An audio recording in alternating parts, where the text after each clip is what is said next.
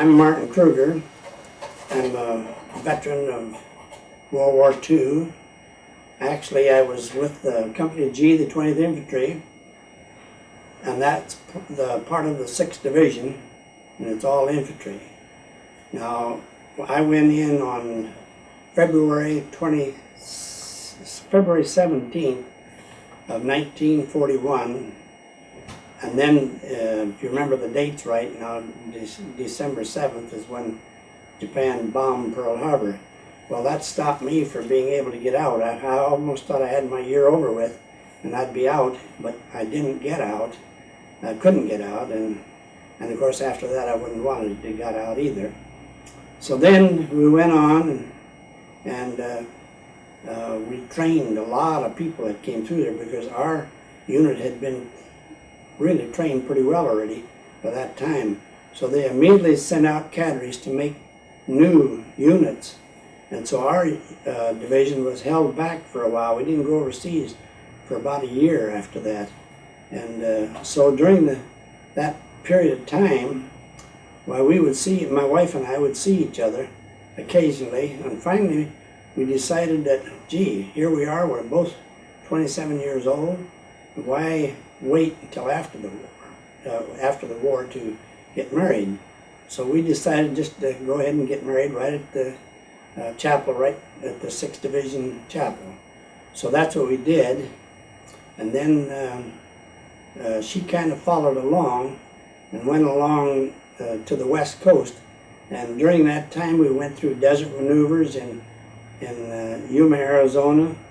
And then finally we moved to San Luis Obispo, California. In the meantime, Norma gets a job on the home front with an aircraft factory in Los Angeles. And during that time that she was working for them, she was Rosie the Riveter on B-25s. And when they were rolling them off, they were rolling them off pretty fast. And I read in some place where some of these other bombers, like the B-24s, they had that geared up so fast that they were rolling one off every 4 hours. So we was really getting geared up for the Battle of the Pacific. Now, when I was in the service and saw them B-25s fly over me every morning, I would think, well, there's Norma, she's got them all riveted in together. Last thing I want to put in. So we got married in, and then my brother on the left there is my younger brother. He stood up with me, and Norma's older sister stood up with her.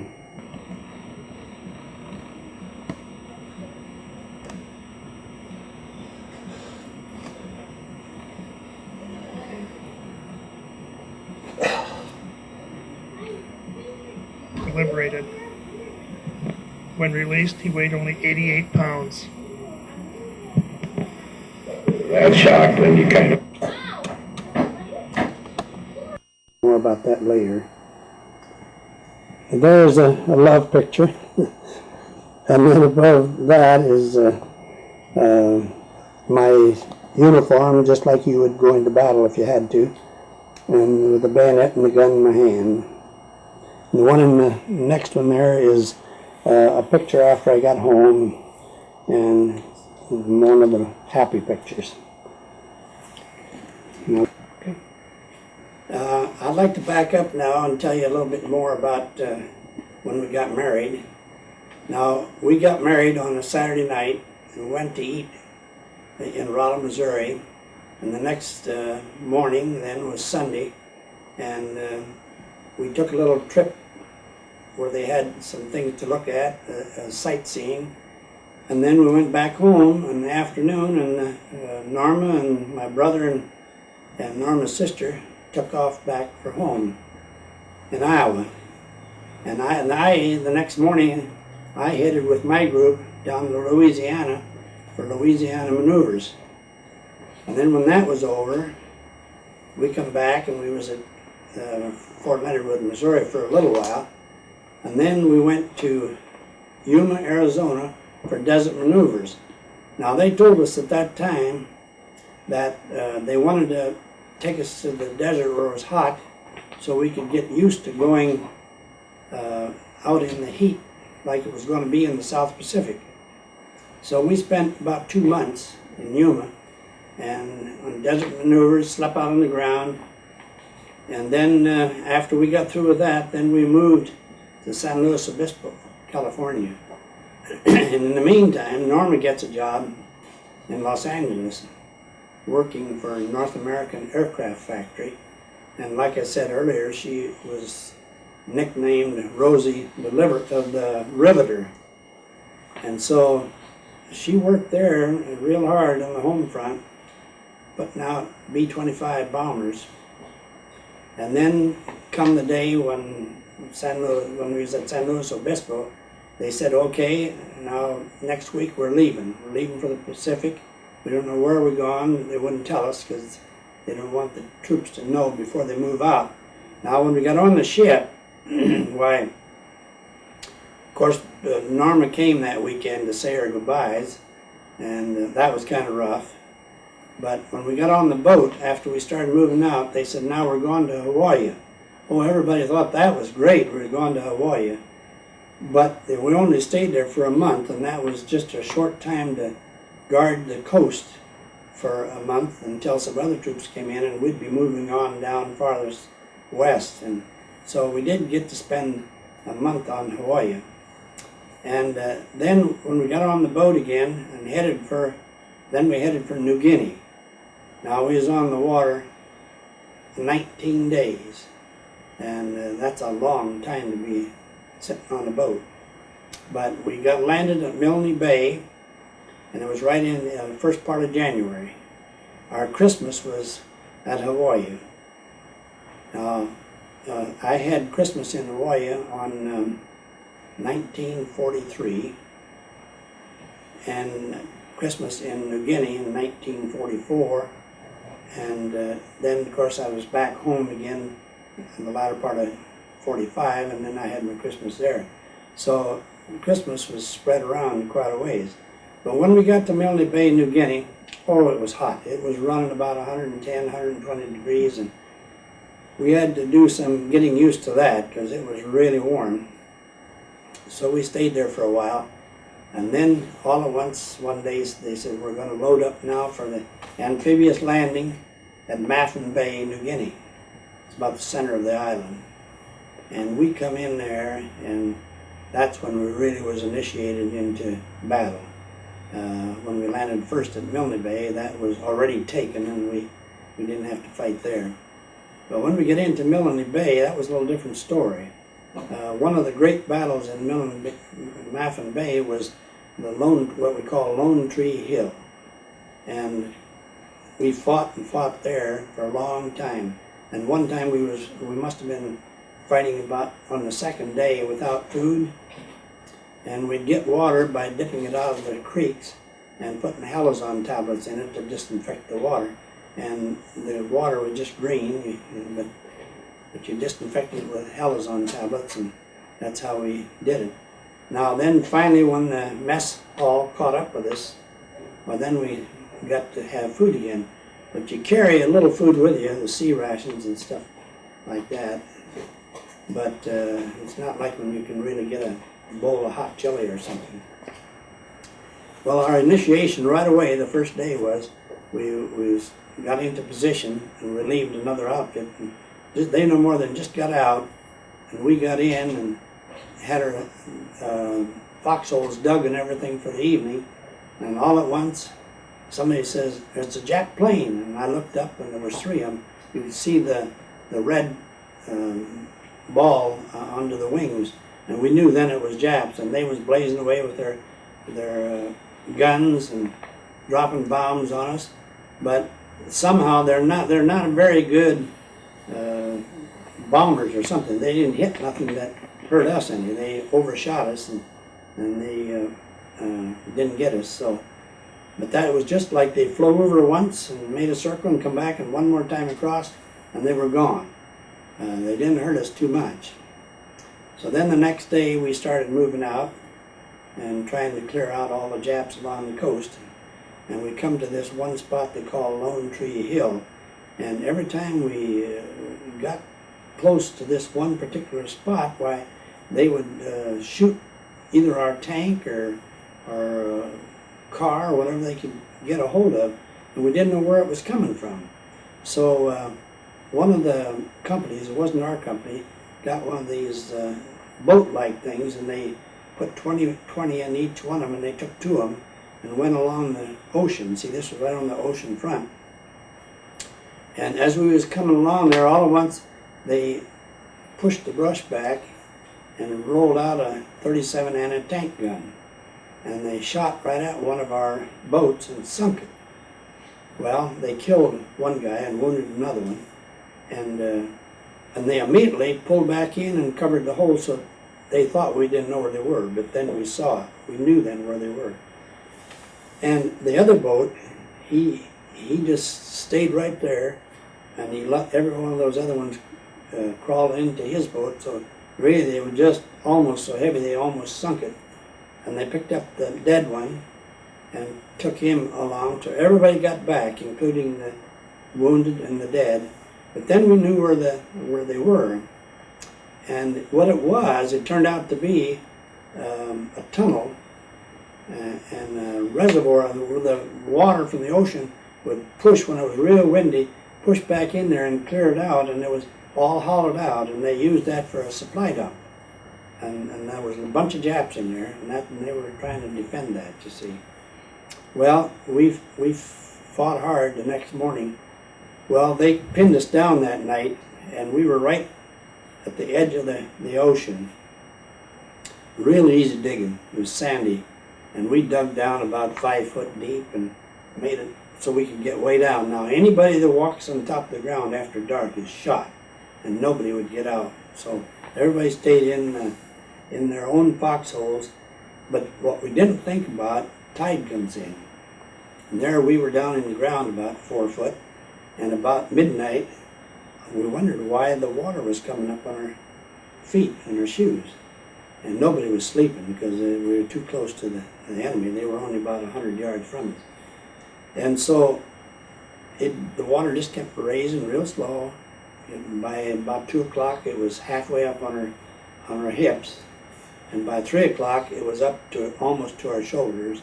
And that was about as high as it dare go, because we didn't want to stick our head out of the hole and get it shot off.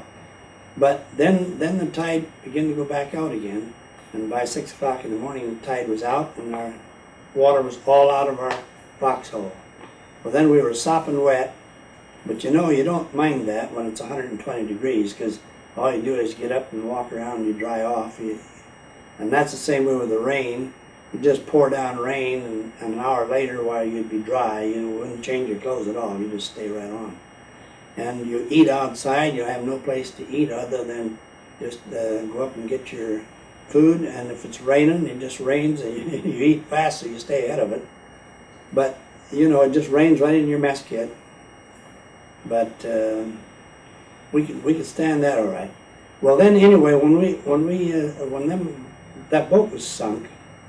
By the next morning, we fought to get on top of the hill, and then we noticed there was quite a wide crack that went down into the ground, and we knew right then that was forced open from down below. When the water would hit that bank, it put a cavity down in there, but it shot up and opened the ground up. So we just went back and got about 3 5-gallon cans of gasoline, dumped it down in there, and torched it. That sounds cruel, but this is war. We got to remember that. And we didn't have to fight them to get them out of there, because we just torched it, and that was the end of it.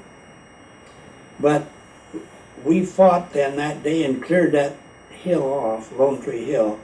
But that night, they was bound and determined they was going to get it back from us.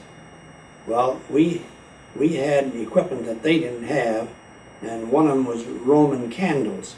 You would shoot them up in the air, and they'd come down in a parachute light, and the Roman candles would be lit up, and it would take like 10 minutes to come down real slow, and the ground was all lit up. Well, there the Japs were right out there where we could see them. They didn't think we could do that. Well, then we could shoot them and eliminate them, and then that candle would go out, and then the first thing you know, you'd hear them again, and you shoot up another candle. But by morning, none of us got any sleep.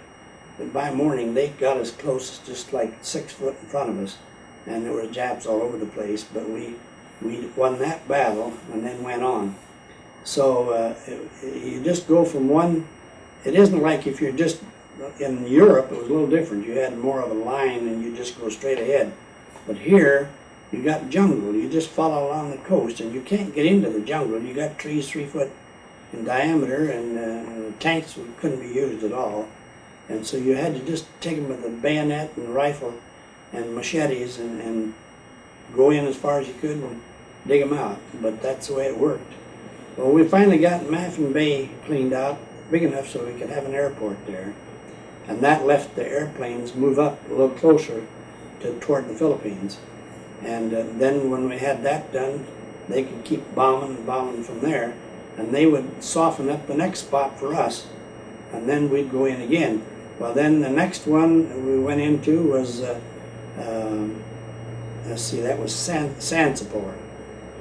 And the same deal there. We went in and we had to spread out, clean out the whole thing to the end of the island and build a big airport there. Now, by that time, when we had the island clear, is when something really kind of happened. By that time, we had been fighting a year on New Guinea, and I mean, we were tired, and everybody was tired. And we was going to have a little time in the rest period there, and then we all was going for the big one, and that was the Philippine Island. Well, in the meantime, we didn't have too much to do except clean up and get ready to go and rest up and get ready to go for the next one. And I became real lonely. Now, the reason I became lonely is because when I got my first letter from Norma back home, she says we're going to have a baby. Well, 6 months later, I was fighting in New Guinea, and I got a letter, and we had a son. And that was in May. May of 1942.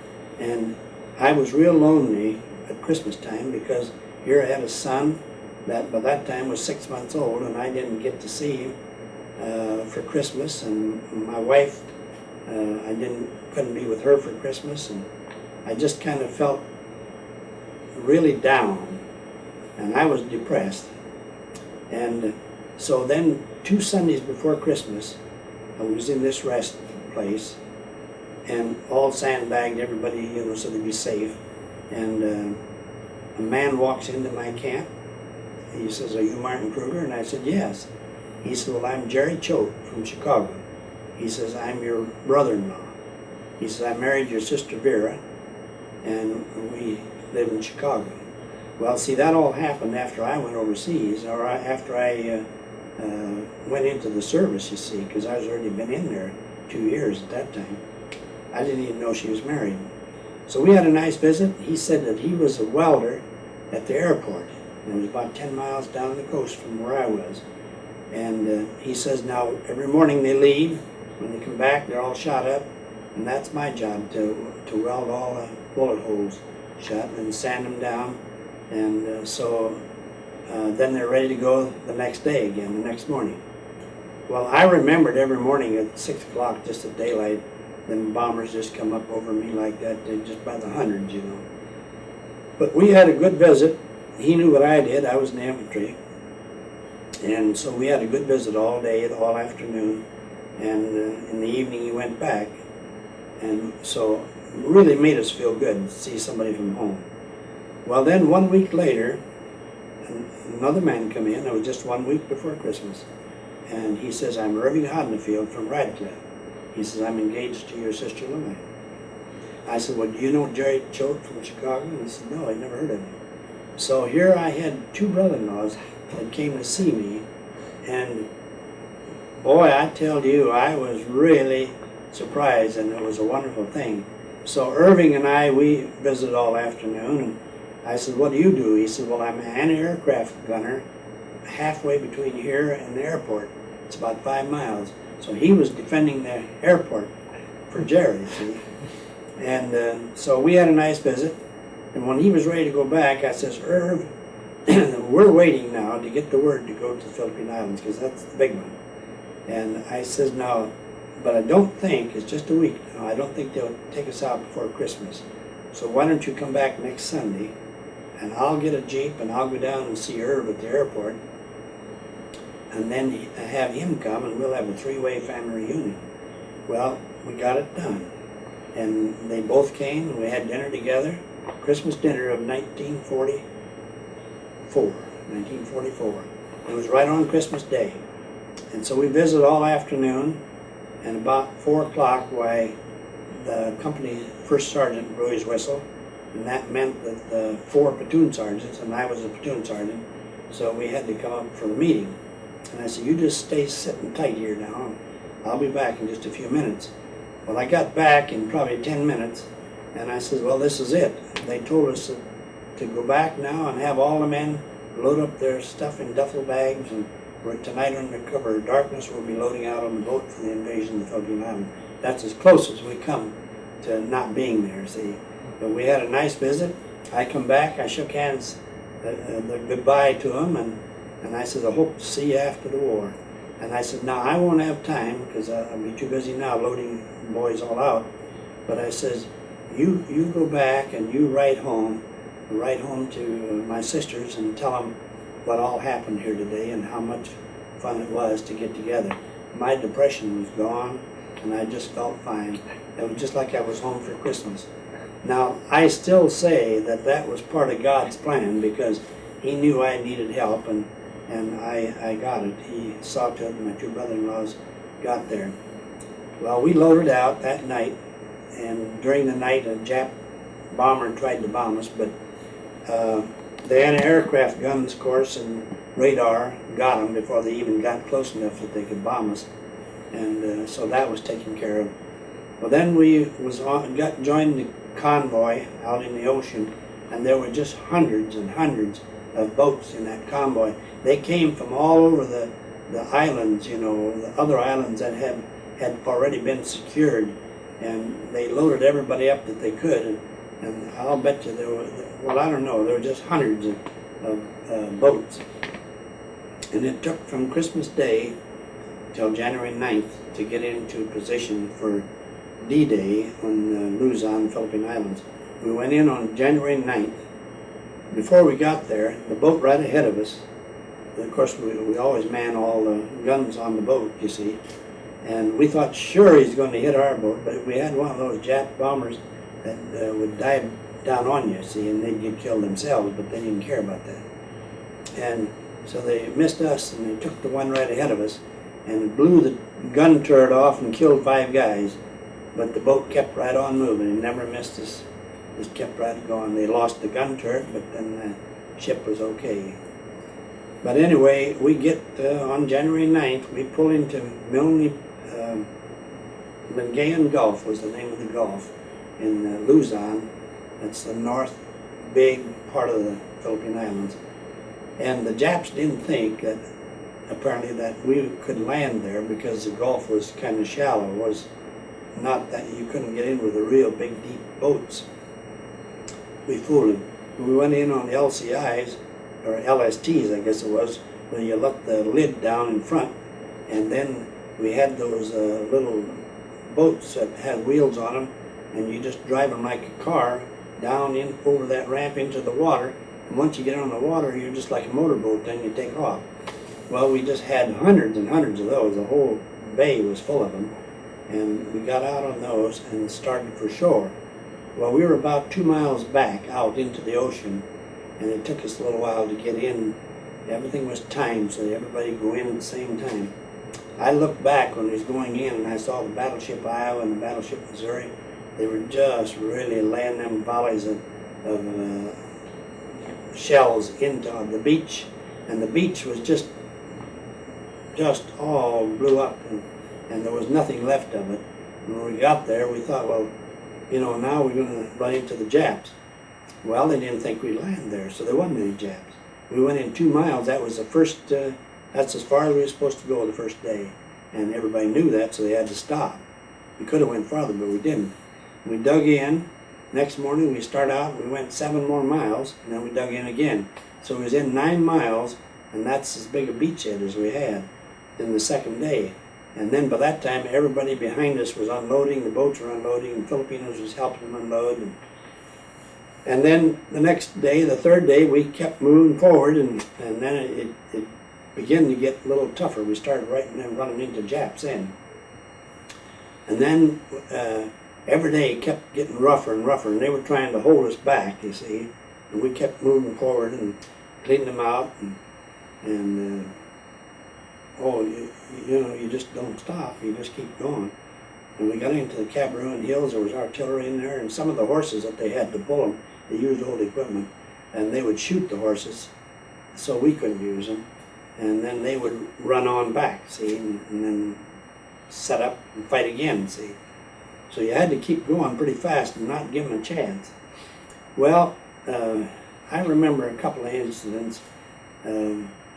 We keep losing men, you know, all the time, and they keep bringing in new soldiers, recruits. And one lad came in, it was just beginning to get dusk, and he just looked like a kid. And I said, "How old are you?"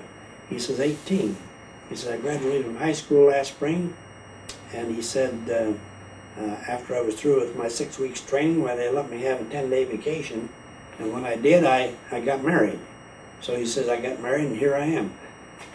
And I shook my head and I says, "Son, you are not ready for this." I said, "Now you'll learn quick, but don't try to be a hero." I says, "Because you don't know how to do it." I says, you just dig in, dig deep, so you don't get, if anybody throws a hand grenade or something, unless it's a direct hit on you, it'll be on top of the ground and you won't get hurt. So I says, dig in and stay down, and in the morning when it gets daylight, you wait till everybody else gets up and sees what's going on. Well, during the night, some Japs snuck up as close as they could get. And then, of course, they was camouflaged in the bushes. And this young lad, 18 years old, he is too exciting for him. This is his first day of battle, see.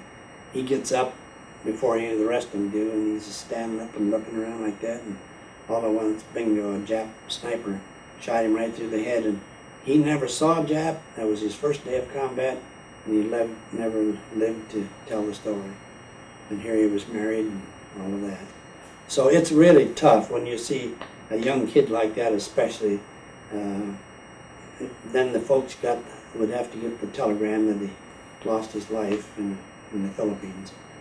Well, then we went on, and we just kept on fighting day by day. We come to a Sunday, and generally on a Sunday, we try as much as we can a lot of times and let the chaplain have a chance to get up fairly close, and some of them can go back and have Sunday worship.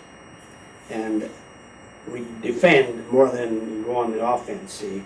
And so all at once, here come the runner-up from the chaplain, and he says to me that the chaplain would like for you to send as many men back to have Mass as you can get that can go.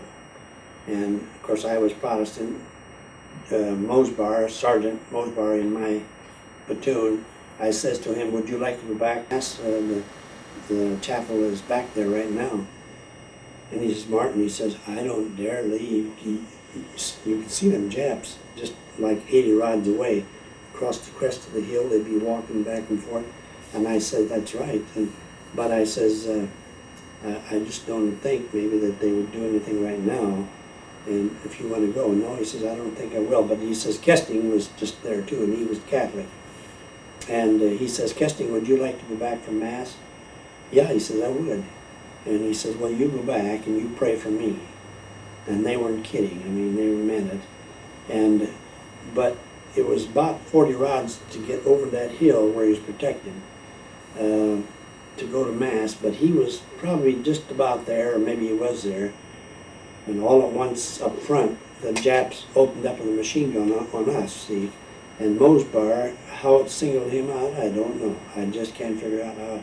But Mosbar was from me to you away, and they got him with a machine gun, and about 14 bullets across his body. And he just dropped in a heap, and I slipped over and grabbed him by the leg and pulled him around behind the bushes where they couldn't see him.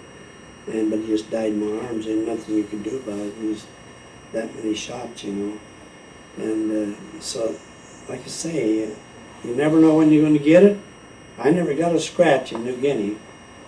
And up till this point, I never got a hit either. But on the 14th day, we kept getting more resistance and more resistance all the time. And I know we went in on January 9th, that was D-Day. This was on January 22nd, that'd be the 14th day. Why, we just kind of going down kind of through a shallow valley, and then we'd be coming up on higher ground again. Well, it was really spooky when we went down through there. It was really nice open terrain.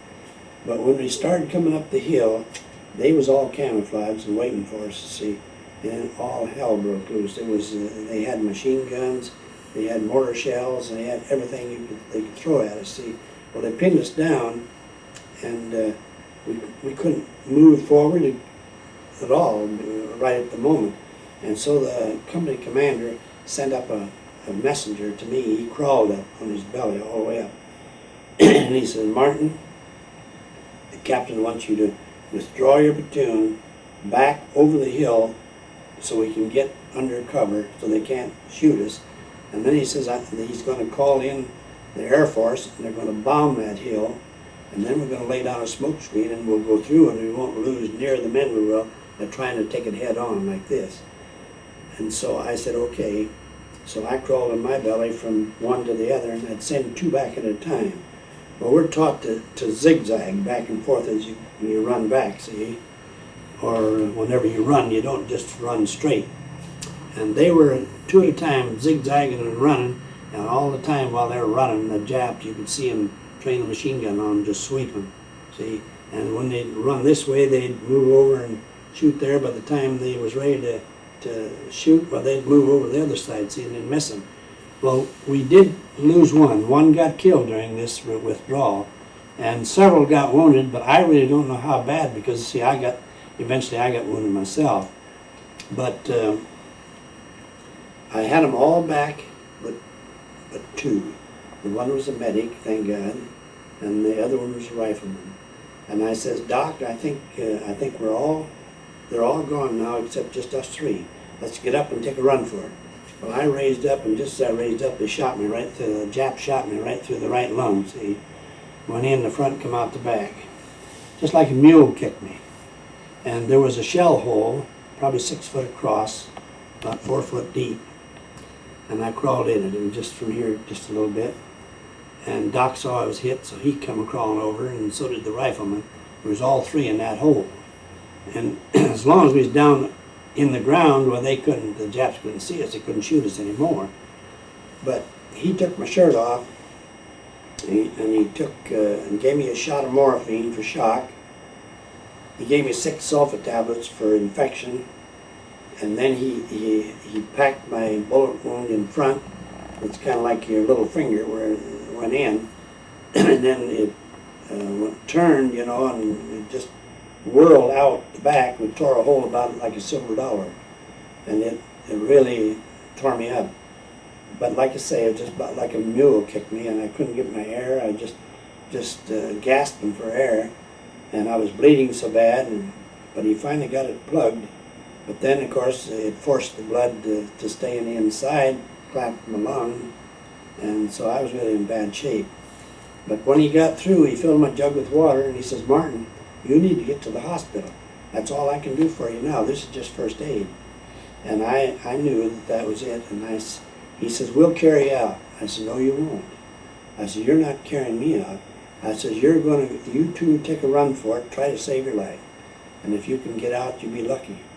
But I said, "I'll stay here, and then when it gets dark in about an hour, if I'm still alive, I'll crawl out and try to see what I can do about getting out." And he says, "No, if you're going to stay, we'll stay with you." So then I thought, well, that's okay if you're going to stay then. So then I don't know what they did, but I know what I did. I prayed, and I said, "God, isn't there some way you can get me out of here? I believe you can help me, but I can't do it alone." And that's all I said. And it was probably about 10 minutes or even less, I heard a motor. And I thought, well, gee, we're in the infantry, there's no motors around here. And I kind of peeked up to the rear, and there sat two of our Sherman tanks that they called up from the rear. And they were sitting there with binoculars looking out towards us to see where those Japanese pillboxes were. So I said to Roy, take your helmet off, put it on the rifle, and hold it up just above the ground level so he can see it, and then signal him in. And he put that up there, and within 3 times across, that tank driver saw it, and here he come. I said, now we got a 50-50 chance. Either he's going to blast us out for a Japanese pillbox, or he's going to recognize the helmet was green and the Japs was yellow. And when he got there, he says, what's the problem? And Doc says, we got a man that needs to get to the hospital right away. Can you help us? He says, we'll carry him ahead of the tank and you shield us from the Japs and we can all 3 get out at the same time. And he said, well, I got a better idea. He says, you just stay down where you are and I'll straighten out and drive right over you. And when he did that, of course, in the bottom of the tanks, there's an escape hatch. It's about 24 inches square, and stopped right above us, and they opened that hatch, and when I looked up, I saw 3 pair of eyes looking down at me, and the tank driver says, give me your hand, and this one was hanging, you know, the other one was good, and he grabbed my hand, and then Doc got under me, and they shoved me up through the belly of the tank. Well, now, if you know your Bible, the whale swallowed Jonah, and so he swam across the Gulf with him and spit him out on the other side, saved his life from the enemy. Well, I always say now that I was saved through the belly of a tank. And I really do feel that it was a miracle, of my miracle, that this happened like it did. There was no way, actually, at the time this happened, that I could have ever got out of there alive, but I did make it. Well, then they get me back, just no time at all. They had me back to where there was an ambulance, and they gave me a blood transfusion and gave me more shots, and they put me in the ambulance, and away I went, probably another 10 or 15 miles, and they put me in a big tent hospital that held about 200 people, all on cots. And they started out giving me penicillin shots, and that was new. Penicillin was new, and if it wouldn't have been for that, I probably wouldn't have lived either. But that was new, and they gave me a penicillin shot every 3 hours, day and night, for 14 days. And that kept the infection down, you see. But I just could hardly breathe. I was so full of liquid, or blood and stuff in my lungs. And on the 7th day, the doctors came in and they said, now we're going to try to give you some relief. And they got a syringe and needle out that looked like he was vaccinating a horse. And the thing was about that long, and they went below that big hole between 2 ribs, and they went in there about that far and got into the cavity of the lung, and they would pull a syringe full out and disconnect it, pour it in a quart jar. They'd take another one and pull it out and leave the needle in there. Well, when they got the quart jar full, I fainted. And he says, well, he's got relief now. Let's not go any farther today. We'll come back in 7 days and we'll do it again, they told me. Well, sure enough, on the 7th day, they were there and they did it again. Then they got it about an inch from the top and couldn't get it anymore. And the doctor says, well, I think we got it. We've got it as much as we can get now, and the rest your body will absorb. So we'll just leave it. Well, then I thought, well, I must be ready to be evacuated, but they've waited another 7 days, and I guess what they were trying to figure out was if I would die, they could bury me right where the other cemetery was right there. But if they would have taken me out and put me on a boat and send me back to New Guinea is what they was going to do.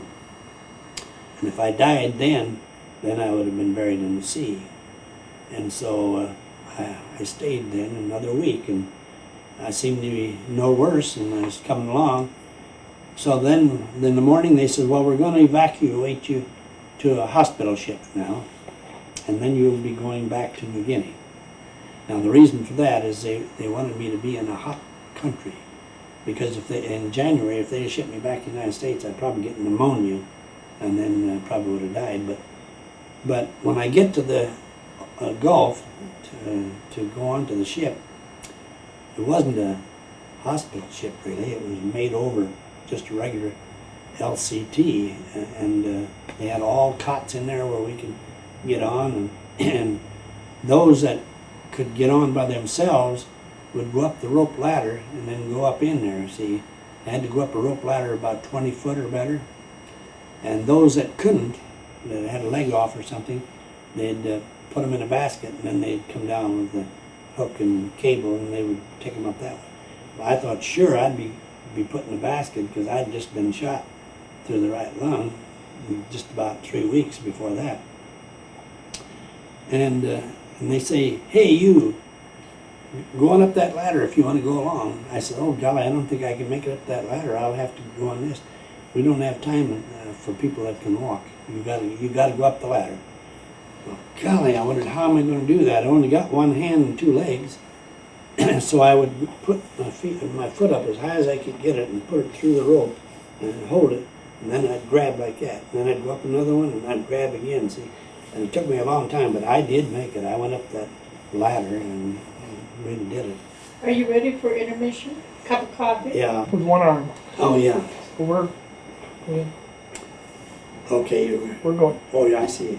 All right. Well, I got up the ship. I finally made it up there, and then when I got on there, they said, "Well, we're heading for New Guinea, for Hollandia."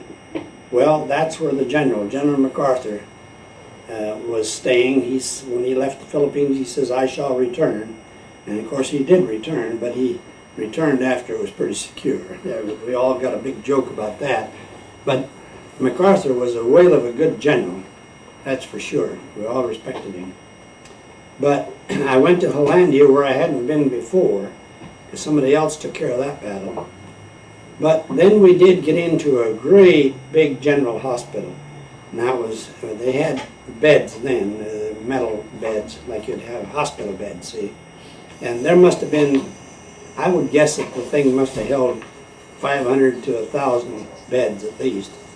And they had everybody there from totally blind, some of them with both legs off, some with one off, and arms off. And there was a general hospital. You had to be pretty bad to be there, but that's where I wound up.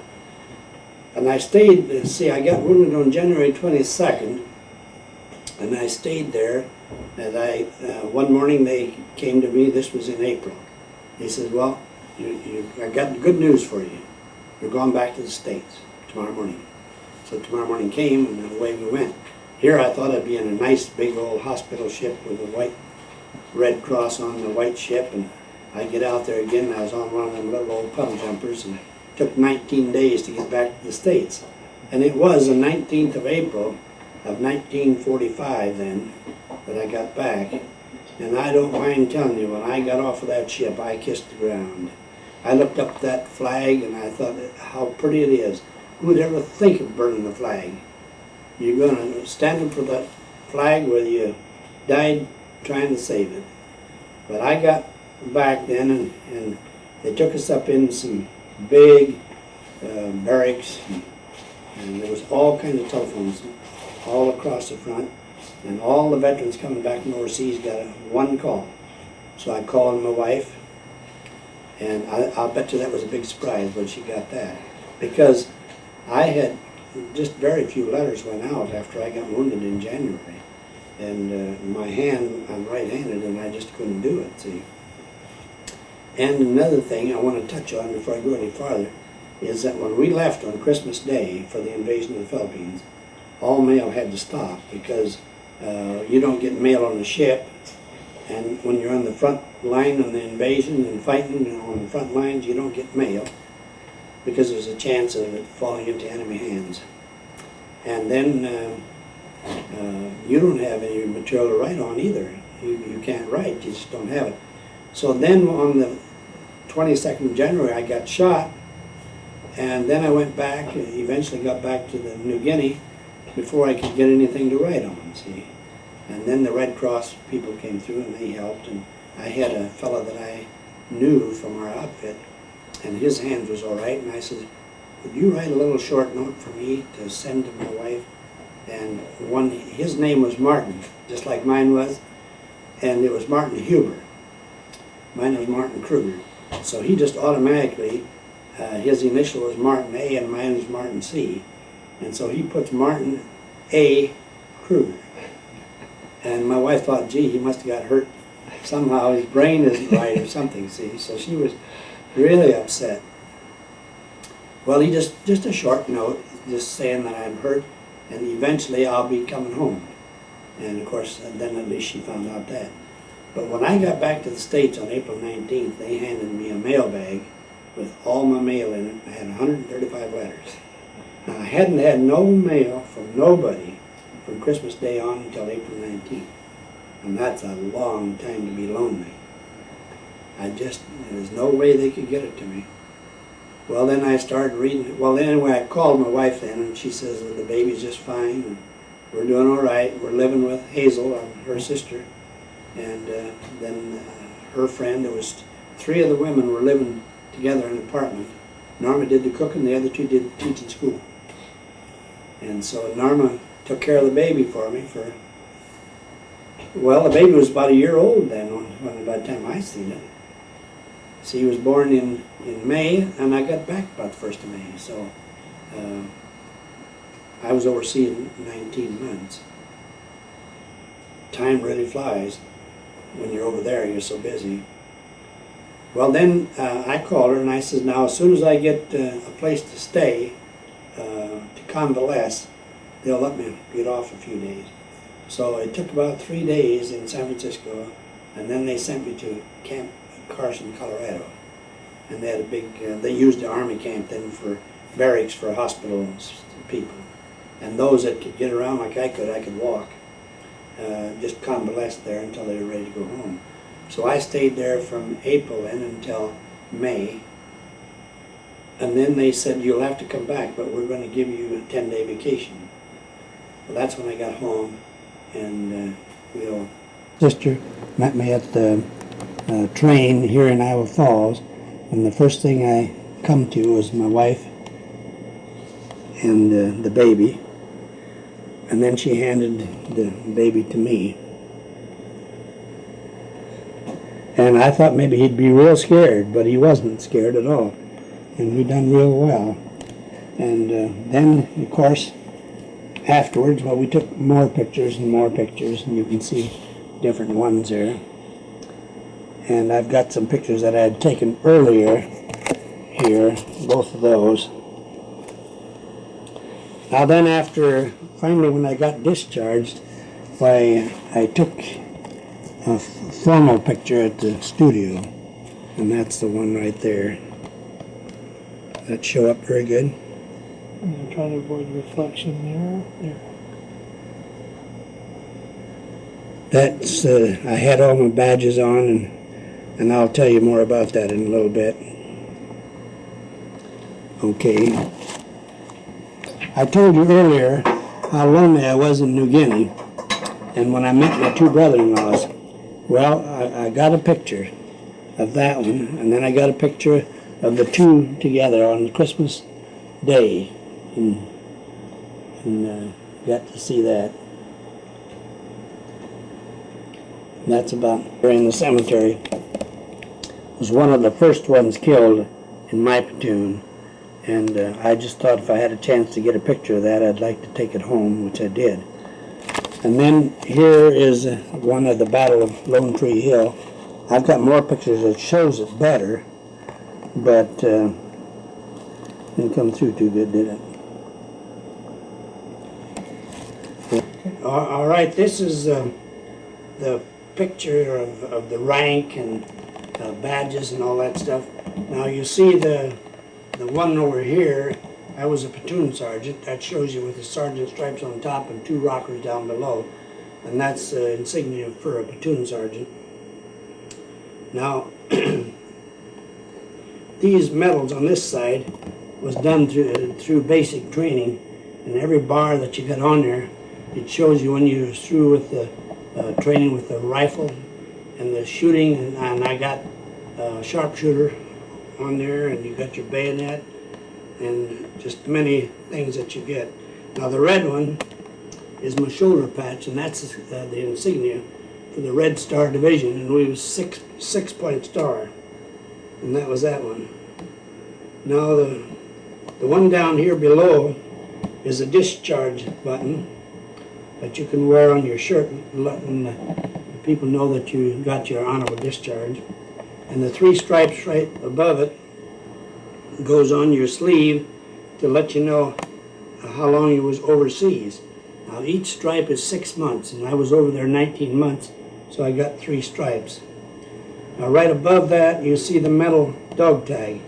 Now dog tags you always got in 2 pair, and they put them on a metal chain, and they put that around your neck. Well now, you better wear them, because you never knew when you was going to get shot and somebody hauled you back, and then they don't know who you are. If you don't have the dog tag on, why, they wouldn't know who you are.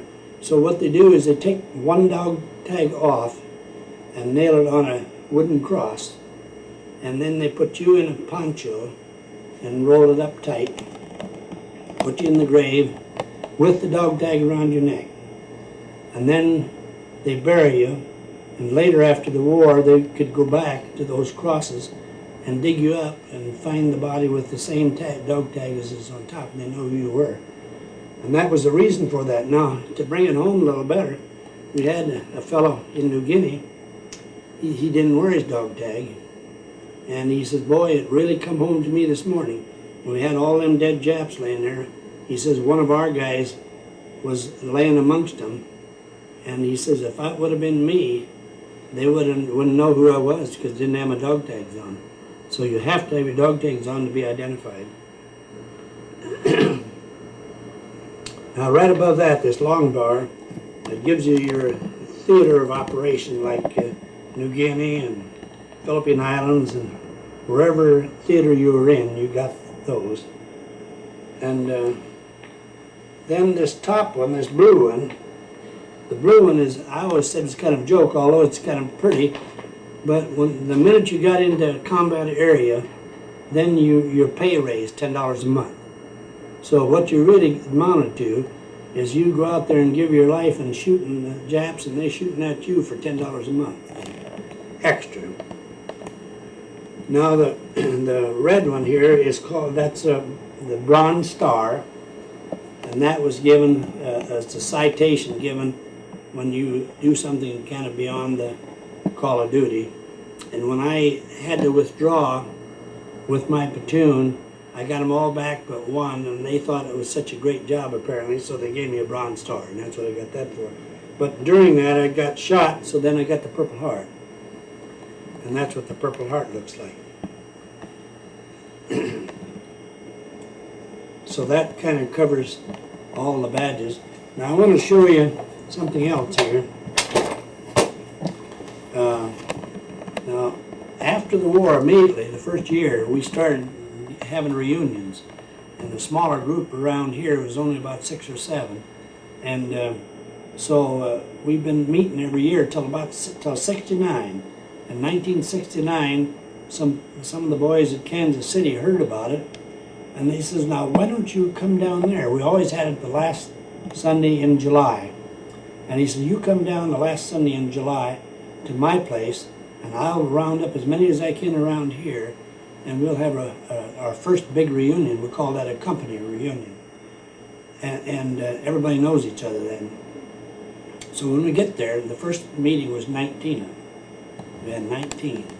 And then we decided, so we had been meeting every year, so we decided that every other year we'd have the big one, and then in between we'd have the small one. Because we was afraid to have one every year, people wouldn't come that often. They'd say, well, I was just there last year, so I'm not going to go again. But that's the way we've been doing ever since. Now this picture was taken at our group in 1993. And the wives were on it, and the men. And we must have had about 30 couples there, I don't know for sure, but and we always put the names on so everybody will remember them. But now, the last Sunday in July of this year, we're going to Terre Haute, Indiana.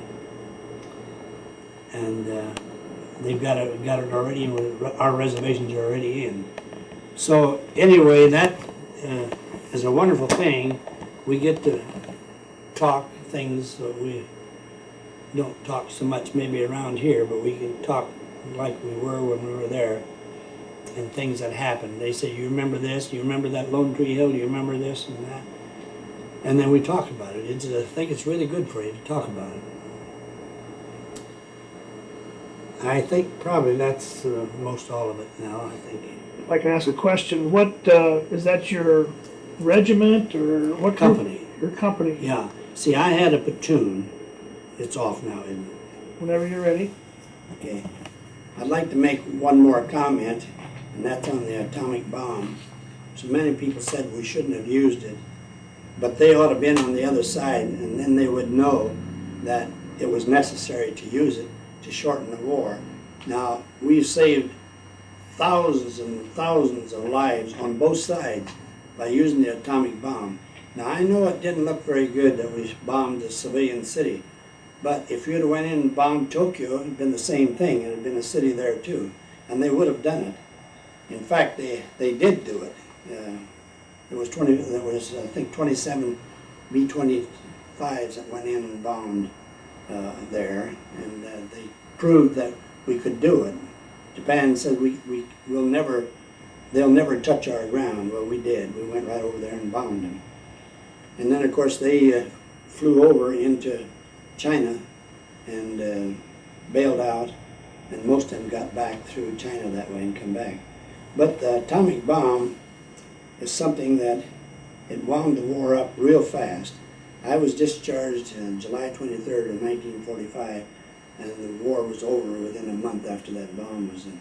And my brother was heading for Japan when I got discharged. And I thought, boy, oh boy, you don't know what you're in for. But the war ended before he got there. So it was, to me, it was the best thing ever happened. And I'm sure that everybody that was in the Pacific was just so happy that they used the atom bomb.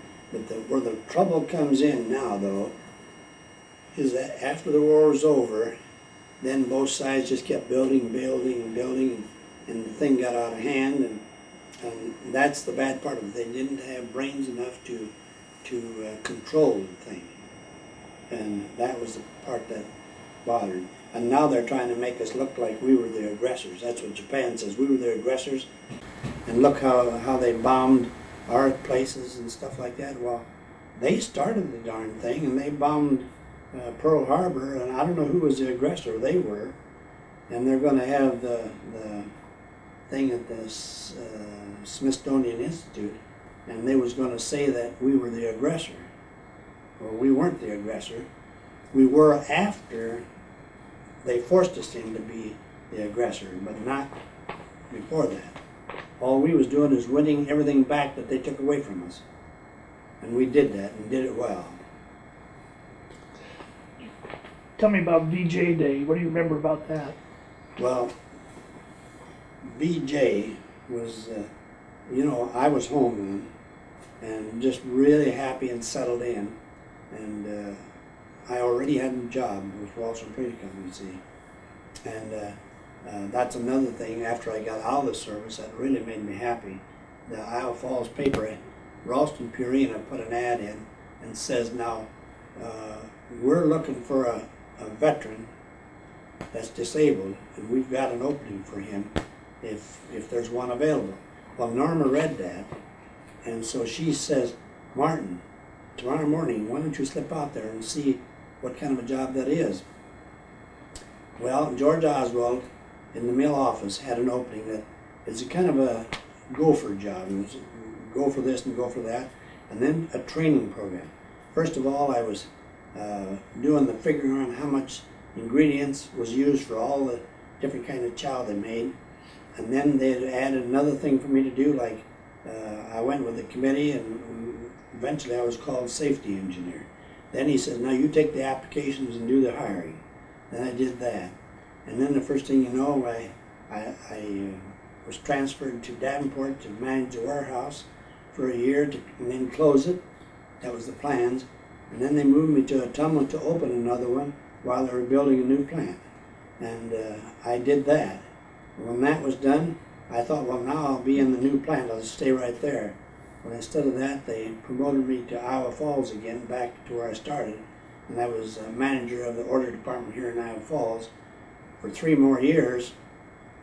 And then automation came in, and all the gadgets and everything, and I didn't have the college education and stuff, and they had new trainees they could hire with college education for less money than they was paying me. So then they said, now, we're going to give you a year to find another job. And they were real good about it. And when you find another job, just give us a 30-day notice and then we'll leave, or you can leave. And within 6 months, I had my real estate license, passed the state board, went to work with Leonard and Wright. From then on, I worked till I retired, and then I retired in 1979. Martin has told you most of the events at the time we were married and the maneuvers he had gone on. And I don't think I was ever out of Hardin County, hardly until after I was married and went to California to follow him, and got a job in the North American airplane factory. I was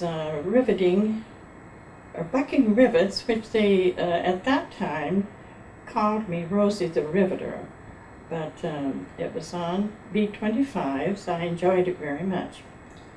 I was there almost a year, and Martin went overseas. Then I found that I was pregnant, so I came back to Iowa, and until after the baby was born, then I lived with my sister in Eagle Grove until he got home. Larry was marking a month being a year old when Martin returned after the service. It was a great meeting, and to see Larry and his father get acquainted. That was just the joyful day. It was it seemed like it was twice as long as it really was, waiting for him to come home. But I wrote to him most every day, sent pictures of Larry so he could get acquainted with him before he saw him. And of course, I went through the time where they were rationing material, rationing food, but we all went along with it and knew that was our part. Telegram. Getting these boys back. When I got the telegram, that first though, I got the letter saying that he was, his fighting days were over. When I read the letter, I thought, gee, he misspelled his name, and there were so many things that it didn't sound quite like him. And the writing was just identical like him. But find out later it was his roommate in the hospital that wrote it, because of his arm being the place he was wounded. He couldn't use it. But I thought, well, I believe it was his mind that was where he was wounded. They wouldn't give me any satisfaction because they would cut it out of the letter if he had written it. But then I had it was several days when his mother got the Red Cross notice that he was wounded in action and would be home soon. But it was longer than we had thought it would be. About it. Let me ask you a little bit about working in the factory. You were working on bombers? B-25s, B-25 bombers. And what city was that in? Inglewood, an hour's drive, 50 miles from Los Angeles. How many did they turn out in a week or a month? Oh, me, I don't even have any idea. a big place like that, you know, you just don't have any idea. Or I didn't. Perhaps I did at the time, but I don't remember. Were there a lot of women working there, a lot of wives and servicemen? Well, the men were usually the jig operators, the one that trained us, and the jig is what held the fuselage where we were working on. But most of them were women doing the work, like shooting rivets and bucking rivets. That's when, you know, you get inside and hold a firm metal piece, and then they would shoot the rivet, and you would, they called it bucking rivets. But, Rosie the Riveter was a name for all women working in factories then, wasn't it? well, I think so. It was just a name they used for a riveter. I don't know that there was ever a Rosie that really did it. It was just Rosie the Riveter. Everyone was called Rosie the Riveter. Anything else you want to add? I can't think of it. There probably is, but you know, I wasn't really prepared for Sure. this. Well, that's very interesting. That's an important part of the war effort too. I will say this much. When Larry was a baby, you couldn't buy clothes like you can today for babies. So I loved to sew, and I thought, when I was living with my sister and this other teacher, well, I'll just make his clothes. But of course, first thing, I had to get a machine. And the girls said they saw an ad in the paper where there was a sewing machine sale where this lady had been a seamstress, and they knew that the sewing machine would be a pretty good one. So I went to the sale, the first time in my life I ever bid on anything. And I had no idea what the machine was worth. So I started bidding, and another man wanted it so badly for his wife, and he bidded against me and just kept bidding higher and higher, and it got to $35, and I thought, oh gee, that's an awful price. Of course, today it wouldn't be. And he saw that I was determined, so I finally won the race and got the machine. So that's what I made most of Larry's clothes. You could hardly buy material during the war,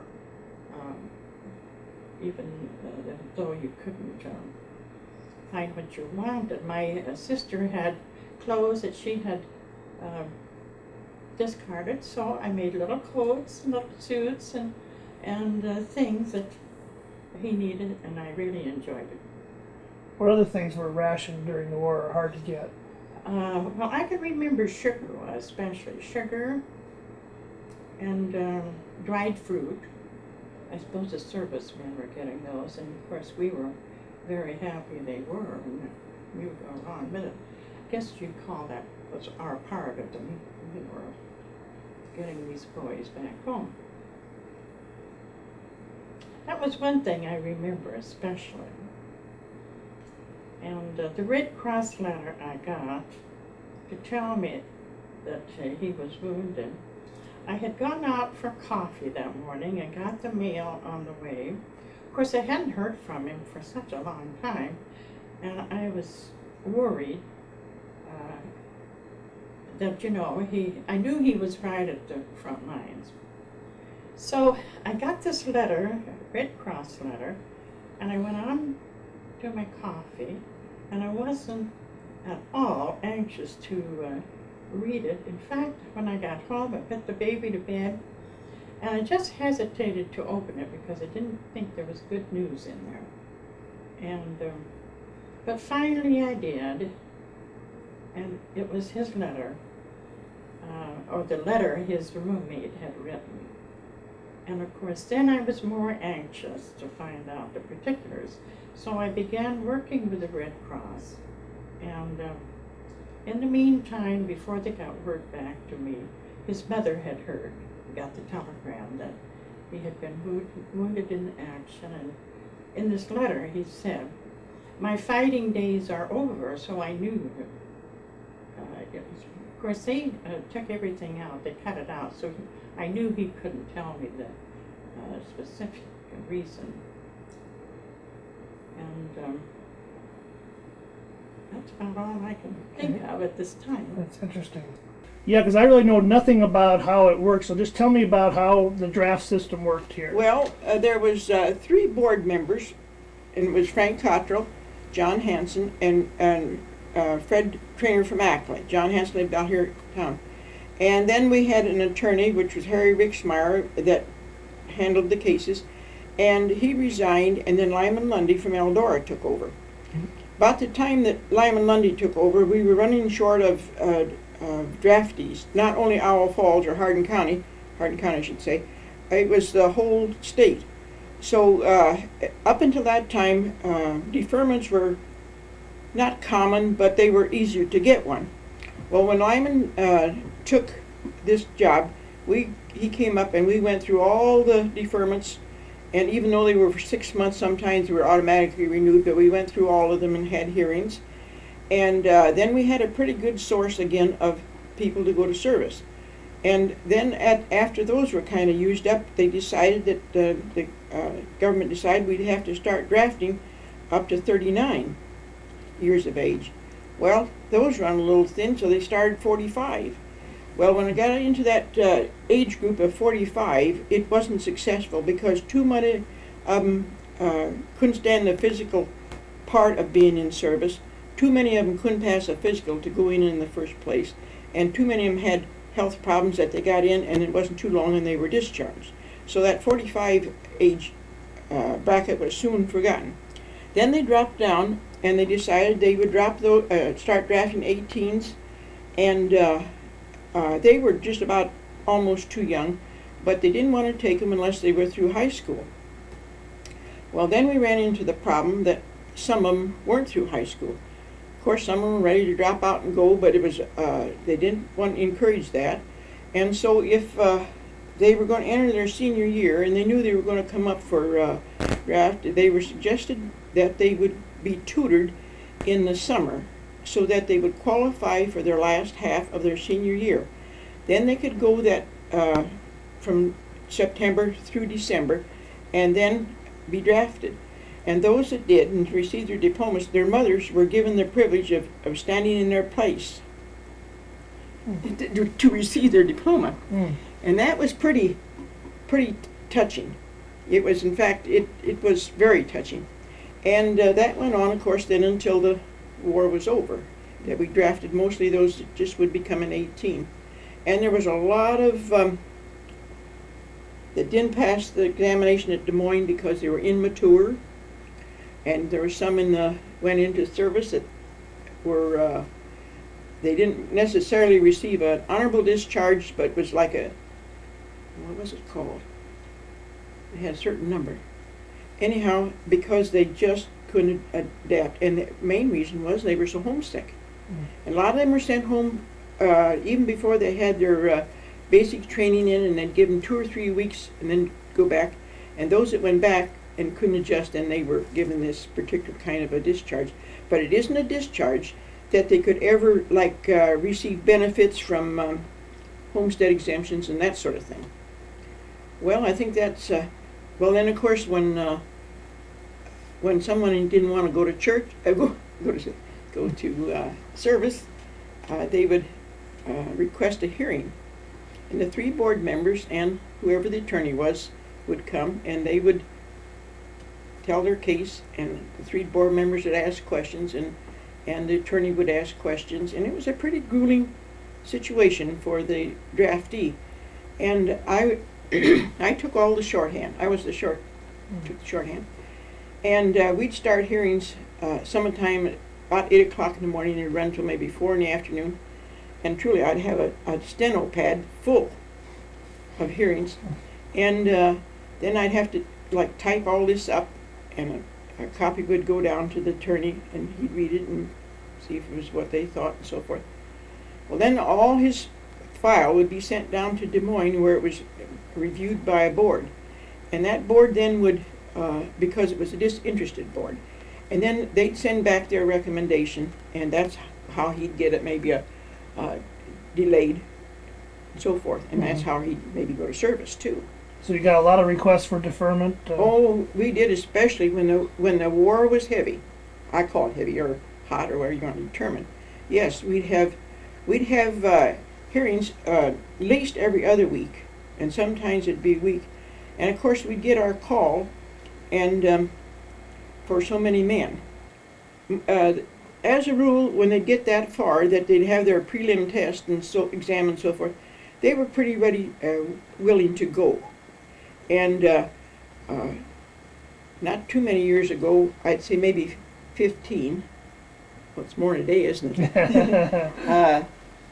I got a letter that was addressed to Frank Cottrell and or Ethel Show, delivered to me.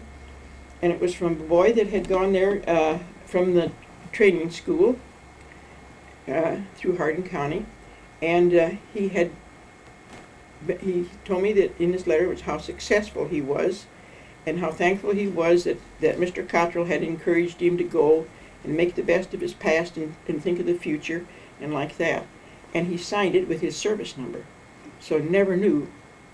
But it always made you feel kind of good that someone liked it that well. Mm-hmm.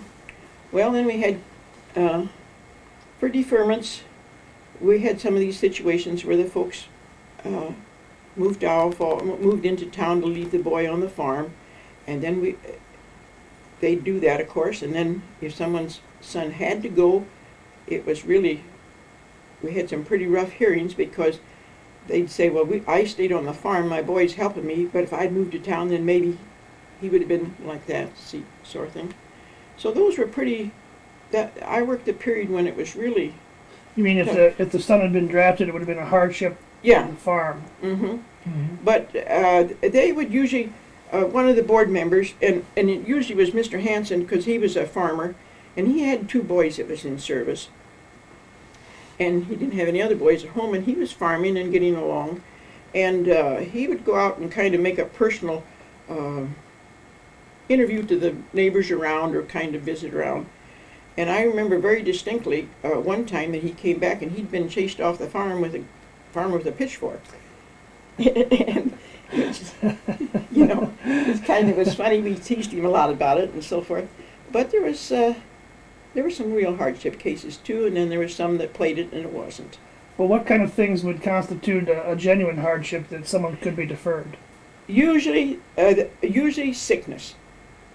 If a farm was mortgaged, that did not count. And Lyman Lundy said they cannot hold a farm. They can stay home and pay for a farm, and some guy paying for his life. But it was usually sickness had to be involved. And it couldn't be like the mother was sick. It usually had to be the direct person on the farm. Or if the mother was widowed and had the farm, that was usually a pretty good reason. And then, of course, I'm sure there was other cases that I just don't recall. But I know when it started out, and when they'd come in for this hearing, they'd have to tell their amount of acreage and like how many hogs they had and how large the herd of cattle was and about how many acres was planted to this and that and the other thing, so that it would come out that they had active work to do in the crops, that it wasn't like grazing. Mm-hmm.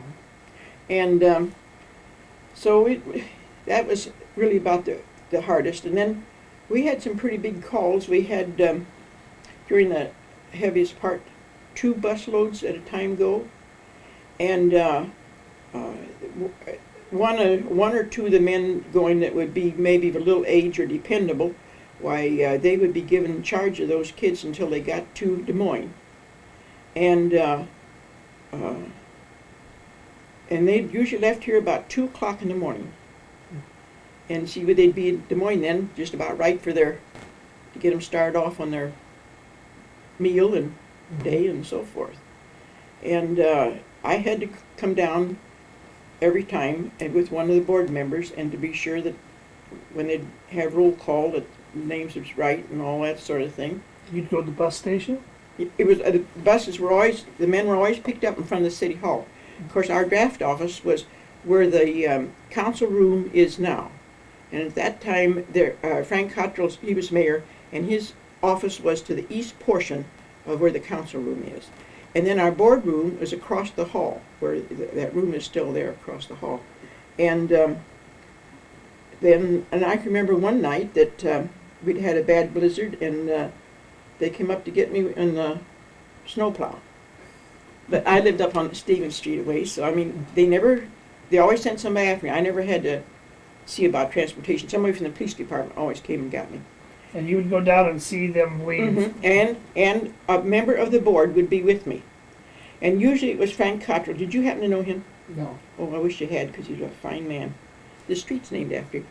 And they would always kind of stand to the back, because I would have the list. It was easier that way, and so forth, and then that would be it. A couple of times we had situations where, and there'd be a big crowd around this bus of parents and sweethearts and all that sort of thing, and a couple of times we had mothers that got on the bus and wasn't going to let their sons go and that sort of thing, and we'd have to get usually Joe Salee, the chief of police, to come out and take them out and like that. Then we had, during the time too, we had quite a number of parents, and I mean maybe 10, 15 couples at different times that come up, and they'd want to sign for their son, volunteer for him to go to service, because he wasn't doing his part as he had said in his hearing, or he was, anyhow, they were having family trouble, and they thought that would solve it, see? But we couldn't accept only the boy's own signature. Mm-hmm. And so there was a lot of little things like that. Did you ever have anybody that was supposed to show up for the bus that didn't show up? Mm-hmm. What happened then? Well, the bus would go, and I'd have to right away the next morning I had a number I called down to Camp Dodge, and to tell him that so-and-so wasn't there, that he failed to show, and we'd have 3 days, and we'd get right with it. 3 days, if he showed up, then he wasn't delinquent or like that. Yes, we had that real, well, especially when the draft got heavy with, and when I speak of heavy, when we'd have 2 bus loads, and with that would be quite a number of married men, and then we'd have these rascals, as we called them. They were those that just turned 18, dropouts from school and like that, and I don't think they did it purposely, just other than to see what would happen, you know. Mm-hmm. And the married men, though, would usually think that if they refused to go here, that they would be excused. They'd think, well, we won't be, that would be their thinking on it. But see, they got themselves in trouble, because when you start out with that thought, sometimes you don't do too well on your basic training, and because we'd hear things back, you know, and that sort of thing. Now you say when the draft was heavy, over the whole course of the war, were you involved with the Selective Service Board through the whole war, or? No, I went to work in 1942, and I worked, am I doing things I shouldn't be? No, that's fine. I'll just adjust it here. So you got a cat coming up your driveway here. I went to work in 1942 and worked until it closed, and I think that was in 1947. And the last few weeks I worked, they asked me to work without pay, because I had worked so long that I would qualify for something, and I knew I'd never stay with it. Well, then we were closed for a few months, and then they decided to start again, and it started up in Eldora then, but it didn't last down there very long. And I was asked to come down there to be the clerk, but I didn't go. Of course, it was transportation, and I just didn't care to go again. Were you like a secretary to the board? Or I was called chief clerk. Chief clerk. Mm-hmm. I was responsible for, I had a girl that worked with me, but I was responsible for all these hearings, getting the calls off, and what my assistant would do would be send out the notices for to appear at the hospital for their first blood test, and then when we get the call set up, she'd do the typing and the mailing to get those sent, and that sort of thing. But in the day, of course, that I'd be taking dictation all day, then she'd answer the phone and work at the desk. Do you have any idea how many men from Hardin County were drafted into the service during the war, during the time you worked there? Oh gosh, I have no idea. I just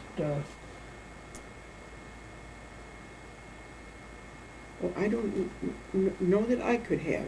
Or in a year's time, or even in a 6 months' time? I kept a scrapbook for my husband.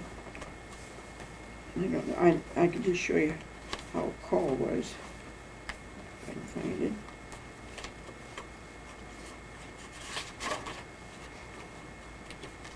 And it was. I held a real responsible job, Sounds like it. but I loved it. I like responsibility, so I naturally like that. Here's a little kind of an interesting thing that was put out about 4 times a year by a group of women in Owl Falls. It was headed by, do you know Douglas Fisk? Yes. His mother Mhm. was the main one, and it was that, and she was,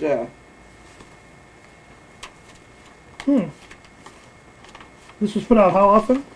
well, there'd be special days, Easter and maybe Valentine's and St. Patrick's Day, and certain times that this would be like an update of those that had, isn't that the one that tells about people who are in service? Yes. Mm-hmm. Tells each theater of war and who from Iowa Falls was serving and where they were serving. Yeah, and they seemed that we had a lot of nice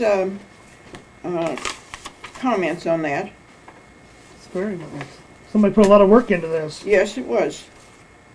A lot of work in that.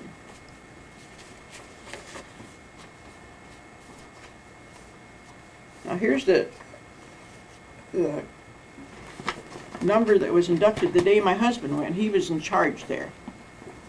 And we had a lot of calls that heavy. Well, how many times a year do you think there'd be a call like this? Oh, sometimes we'd have every other week. During Wow. the well, I would say from 1943, 44, and 45 was what I would call the heavy years until the first the war in Europe was over Mm-hmm. or declared, you know. Mm-hmm. And then, of course, it wasn't too long, and it was in Japan too. But oh, those years were tough because, and we were getting down. They didn't know where they were going to get the men.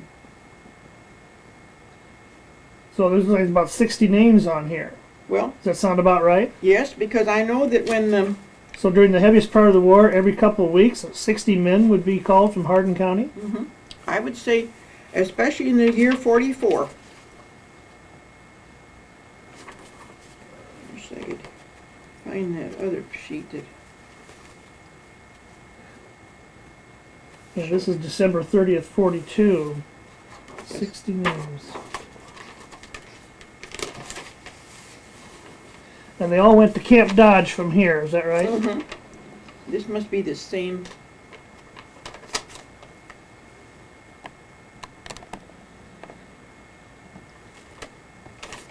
Is this the same one? No, this is the induction.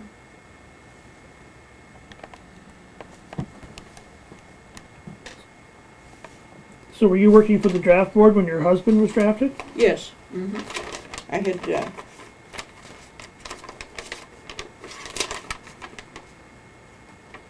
Now this is what a call was. This is when we'd send down. This is pasted in. I don't really want to take it off. Sure. My husband was in charge then too. These with these V numbers like that were either transferred in from another county, Mm-hmm. and then because they made their wives move back, then this is their numbers. What their draft board number was. Okay. Yeah, that's what that number was. Okay. And then you see, of course, this is the same call. Then when it came back, this is how many were called to go. Some of these would be eliminated through the Yeah, hearings and things. Hearings and physicals. Mm-hmm. Then this is what survived, you might say, of Okay. this long call. This Okay. would be like when we'd send 2 bus loads down at a time, and that would be about 90, from 90 to 100 people. Okay. Boys would go at one time. And then this out of this call for the physical to see if they passed, this is what came out of it. Okay. Yeah. That's the 60 names or so. Yeah, and then here's their new assigned service number, so that when they came back, that was it. Then they came back here, and I think they were given a week to get their business in fair. Now see, this is December 30th, and then it says effective January 6, 1943, each of the above enlisted men of the enlisted reserve corps is called to active duty. Okay. Of course, they knew from about November that they were up to go. There would be first. Yeah, what happened first? How'd you first know? Like, if you were a young man in Hardin County, how would you first know that you were maybe going to be drafted? You'd get a classification of 1A. I'm restless, I guess. That's okay. You'd get a classification of 1A. Maybe you had been, well, just classified, but not in any special. 1A meant service. And then you'd be send a little bit of a notice.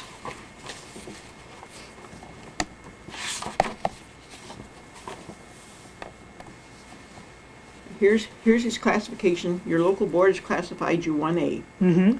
Then he went on November 13th at 9 o'clock to go to the hospital for his first blood test. Then there's the results of that continued in 1A results of examination. Okay. Well, from that time on, then he knew it was just a matter of time and possibly 30 days that he would go receive his call to go to Des Moines for his physical, real physical, to see whether or not he'd qualify physically.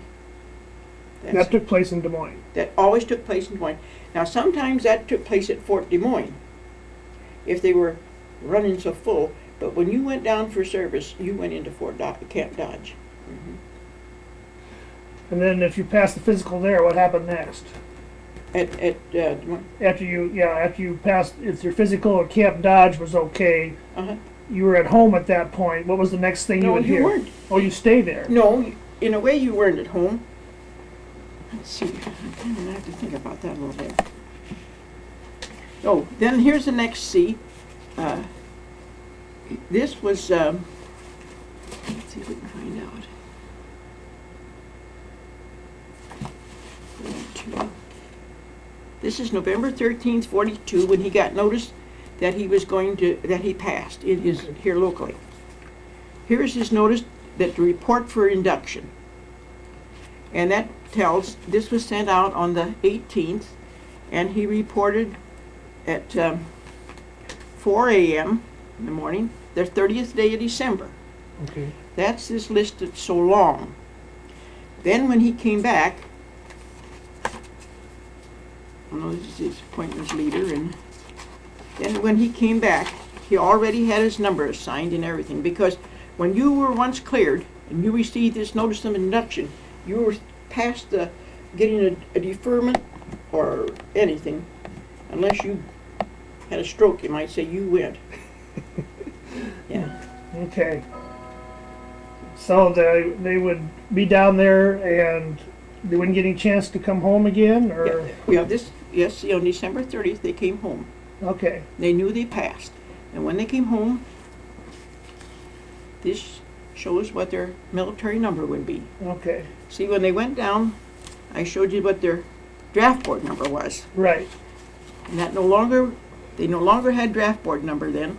This was their induction number, or this was their military number. And how much more time would go by before they'd actually leave? Week? Just a week. Just a week. Mm-hmm. And that was the week in which they would Do their final business. Mm-hmm. But most of them knew that when they got their 1A, they better get their stuff in order. It was pretty inevitable that you would be Mhm. going. And especially when they had been over to the local hospital and they got their this card that says you're continued in 1A, see, then they knew that was it. What were the other classifications? I've heard of like a 4F. Well, that's when they failed. Let's see. What was one was deferred?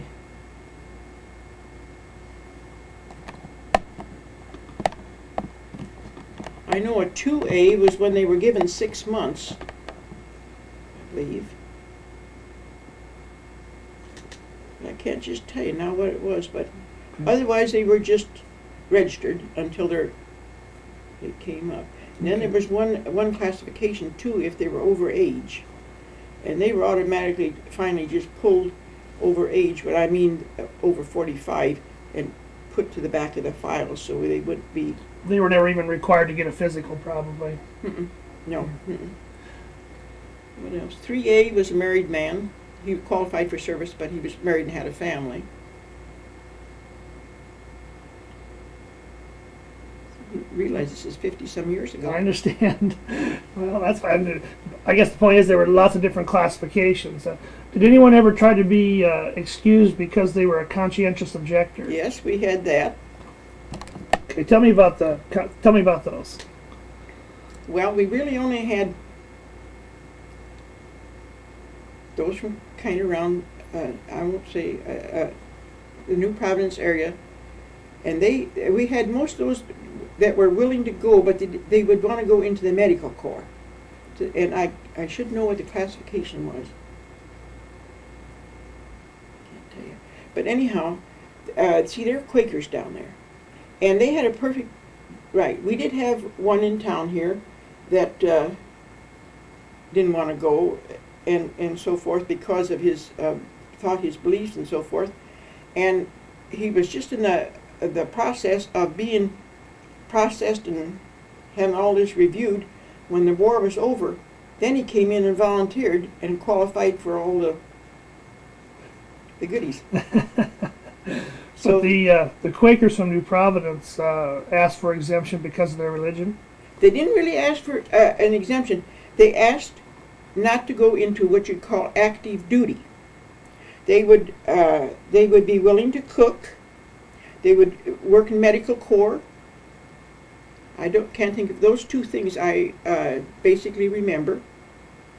Some of those medical corps jobs would be pretty dangerous too, wouldn't Well, they? they had stipulations there of the type, and I don't believe very many of them ever went overseas. I think most of them were kept here in the States. But they did serve, and they did, I think what I always heard, they were real good people because they were well reared with religion, I suppose. Mm-hmm. Did you have a lot of hearings on those conscientious objector cases, or? Just this one that gave us a real bad time. But all of us from around down in there, they would come up and they'd volunteer. Oh, I know how. They were classified 1AOs. 1A, but it was an objection. Okay. That's how when they'd go down and they'd see right there, they were a 1AO. They would be put into a non-combat assignment. Mm-hmm. Okay. And they could even, I know one of the boys, which he liked it real well. He didn't like being there, but he didn't mind it. He would, wasn't called a taxi, I don't know. Anyhow, he'd drive the commander around and so forth and like that. Mm-hmm. But he had to stay at the base and live like a soldier and all like that, but that was his. But he never went overstates either. He stayed down here at the Jefferson Barracks and worked. And sometimes he told me once that they were given exceptionally long hours, longer than the others, but he said I never objected because I knew I was here. Mm. So Okay. Did you ever, of course you lived most of your life in this community, so you probably knew most of the boys that were being sent off. mhm. And some of those probably didn't come back. Yes, from service. Mhm. Yeah. Did that bother you? Was that a hard thing to do, to be involved in? No, I never found it particularly. Did you have any close friends that were killed in the war, or anyone you Oh, knew? yeah, I had a cousin's husband. Mhm. And I had several that were. I had a brother-in-law that was mentally. He was a prisoner of war. He was mental. Came home mentally ill. Never recovered. And just trying to think. How did your husband do in the war? Did he come home okay? Yes, he came home okay. His nerves were never good. I can tell you a little experience that one time we were eating lunch and a terrible electric storm came up and it was crashed. He just dashed that quick underneath the table. See, he was in combat and he was that's one thing I remember so distinctly. I just was couldn't imagine what was happening. But see, it evidently, and he told me, he said, well, I lived about a year where every time you heard under gunfire, why, that you just sought protection. He said, I just sounded like it did out on the, where I was. And he was driver of, most of the time, not all the time, of a gas truck. And he was in a quartermaster.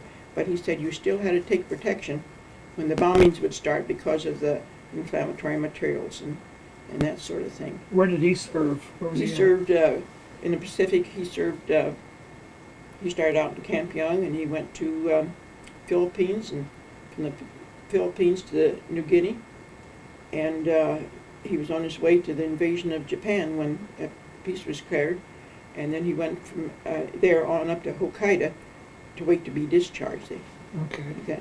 He was gone about, right now, about 4 years. So. Okay. Anything else you can tell me about the selective service system? I'm going to ask you some questions Well, about some other things, but I'll tell you what I will tell you, which I always thought was good. The 3 board members that started stayed the full time. Hardin County was considered the most faithful, the most honest, and what do I want to use? That they didn't show favors. They were considered, they treated each one all alike as much as they could, and yet considered their individual problems. And that award was given to the Hardin County members at a seminar down in Des Moines one time when we were called down there for a meeting. And I always thought that was great. And all they got was just a letter of commendation. It wasn't like a big plaque or anything. And so that was, I always thought that was great. something to be proud of. Yeah, very proud of. Very proud of. Because you had an important role in that too. Yes, so. yes, I did. And then when we were called about, this too, when the war was what I call heavy, we were called down maybe every 6 to 8 weeks, and we'd have to have special transportation because of the gas shortage, and we'd have to go together as a group, 4 of us in a car, and to get there. And I was asked many times to interpret what the chief clerk's idea of a certain thing would be. They'd read the instruction that was coming up about, say, taking 3As, which were married men with families, and what your interpretation would be of that rule when they'd read it to us and so forth. And that was kind of interesting, and I felt pleased about that. One thing we were grilled with is whenever there was a directive sent out that said, you shall, whatever it was to do, you have no choice, it was to be done. Shall was the word that meant do. And to this day, I never will forget that word, shall. And let's see. Did anybody in the community ever complain or thought that you were less than fair?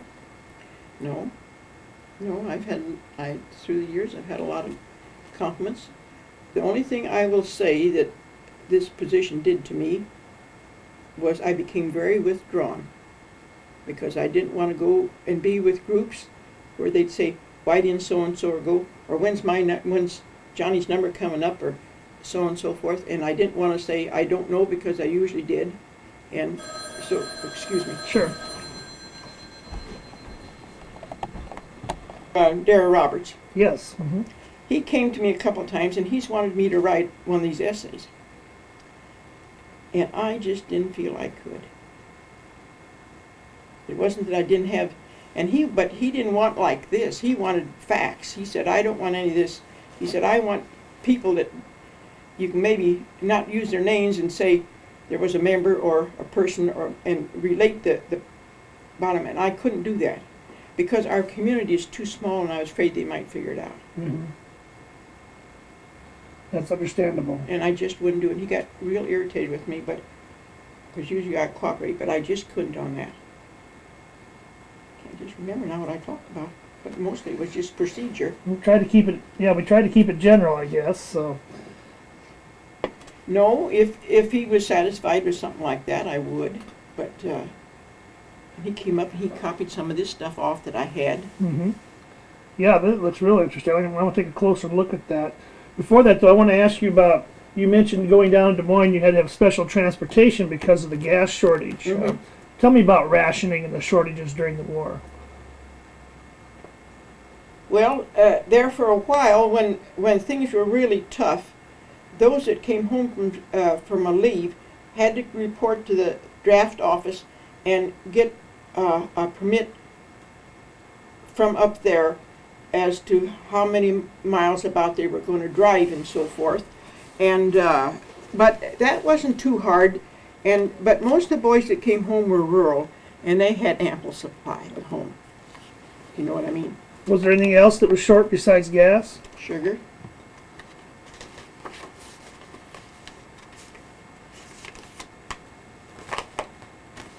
Now there's the A ration card, huh? ration card. This is for mileage, see. Okay. Here's 4 stamps that my husband happened to have been given and didn't use but when he went back, so I put it in here. For gasoline. Mm-hmm. Okay. And this is the basic that he was issued. That's there, and told about how many miles he was going to drive, I'm sure. The car he was driving.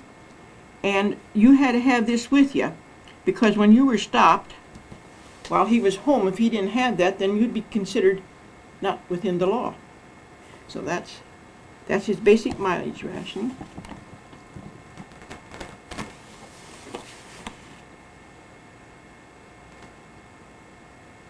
I don't know what that is. Federal auto stamp, cost $5, good from June 30, 42. I don't know what that is.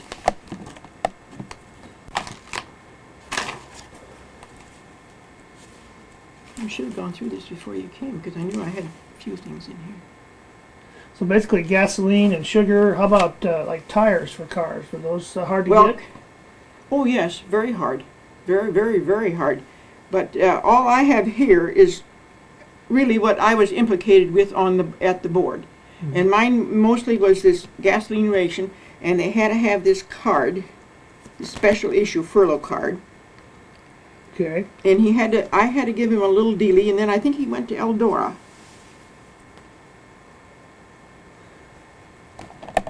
Look through them and get them right back to you. But tell me about when the war was over. Do you have any recollections of anything? Did the community have any kind of ceremony? Well, yes, they did. They had everybody turned out at night, and there was a big hoop-de-doo in the park, and it was just, that's about all band played and so forth, but there was nothing too great other than that. At Estes Park? Mm-hmm. Mm-hmm. And that was for VJ Day. Yes. Mm-hmm. Do any speeches or anything? Or? No. Mr. Cottrell wasn't a man of speeches. He was a man that had lots of compassion for people. It was a very difficult job for him to serve. But he felt he was a Spanish American War veteran himself. And he just felt it was his duty, and he did it well. And he was the mayor also. He was also the mayor. Mm-hmm. And this street is named after him. Mm-hmm. Mm-hmm. Anything else you'd like to add to what we talked about, or any other memories that come to mind? I got a lot of memories, but I just don't think I better tell them. Yeah, I'm glad I had the opportunity to work those 5 years up there. I've had a lot of nice compliments about it, and I suppose there's been a lot, not just nice ones I didn't receive, and directly, but it was one of my greatest experiences, and I worked a long time. And this was the one that I have always liked the best. But like I said to you, it taught me to be withdrawn and not mingle with people. I'm a very private person. Well, you stayed that way even after the war was over? Oh, I still am. Mm-hmm. I still am. And I wasn't before, I know, but I just became that way, and it's just is me. Mm-hmm. I'm willing to share with anybody and do anything like that, but I don't very often get too involved. And that was because of your experience on the board. Mm-hmm. It's understandable, I guess. Mr. Lyman, did you know him? Lyman London? Well, I knew him briefly before he passed away. He begged me to come work for him. And he would find Ray a job. Well, Ray was affiliated with the Rock Island Railroad, and no way. And I said, no way am I driving back and forth to work. I know I would have fully enjoyed it. He was a person like this. You did. The thing I think I should mention is that we had quite a number of boys, possibly a dozen or 15, that came up and volunteered and didn't want their parents to know it. And they were of age, and they were so that they could do this without problems with their family.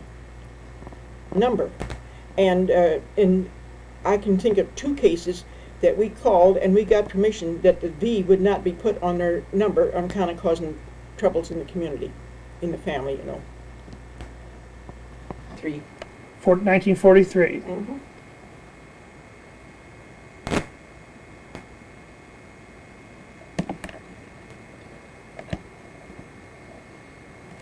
I don't see if we can get a little close up here.